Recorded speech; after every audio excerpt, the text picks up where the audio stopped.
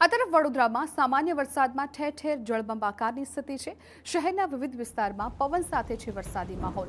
રાવપુરા, માંજલપુર, ગોત્રી સહિતના વિસ્તારમાં વરસાદ બાદ સયાજીગંજ, પરશુરામ ભઠ્ઠાનું ગરનાળું બંધ। રેલવે ગરનાળામાં પાણી ભરાતા વાહન વ્યવહાર પ્રભાવિત થયો। વરસાદી પાણીની સાથે ગટરનું પાણી ભરતા લોકોને મુશ્કેલી। વાહન ચાલકોએ તંત્રની કામગીરી સામે કર્યા છે ગંભીર આક્ષેપો।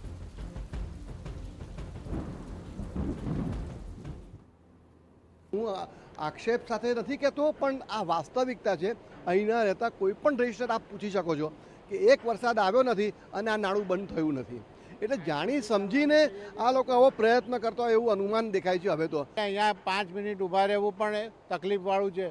એમને કહીએ છીએ કે તમે અહીંયા સ્થળ પર આવીને જુઓ, કોઈ સ્થળ પર આવીને જોવા તૈયાર નથી અને આ વિસ્તારને બિલકુલ એ લોકોએ નિગ્લેક્ટ કર્યો છે।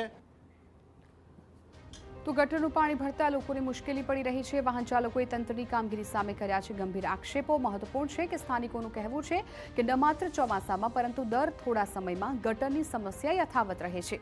જોકે હવે વરસાદી પાણી અને ગટરના પાણી એકબીજામાં ભળી જતા લોકોને હાલાકી વેઠવાનો વારો આવ્યો।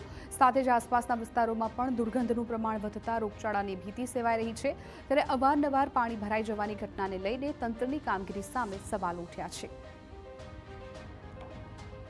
વડોદરા શહેરને સ્માર્ટ સિટી બનાવવા માટે વડોદરા મહાનગરપાલિકાના અને તંત્રના તમામ લોકો એડી ચોટીનું જોર લગાવે છે, પરંતુ સ્માર્ટ સિટી બનાવવા માટે જે કામગીરી થવી જોઈએ તેના પરના જે પોકળ દાવાઓ સાબિત થઈ રહ્યા છે। કારણ કે જે રીતે પ્રી મોન્સૂનની કામગીરીની સતત વાતો થતી રહેતી હોય છે, સામાન્ય વરસાદ વડોદરા શહેરમાં હજુ એ પ્રકારનો વરસાદ વરસ્યો જ નથી કે જેના કારણે કોઈ પણ પ્રકારના જે ગરનાળાઓ છે એક પણ બ્લોક થઈ શકે।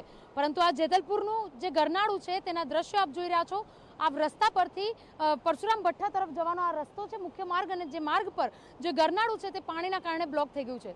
આ ફક્ત વરસાદી પાણી નથી, પરંતુ સામાન્ય વરસાદમાં આગળથી જે ડ્રેનેજ ચોકઅપ થઈ છે તેના કારણે આ તમામ જે પૂરું પાણી છે તેનો ફોર્સ નાળાની જગ્યા પર આ જે અંડરબ્રિજ છે ત્યાં આગળથી જઈ રહ્યો છે।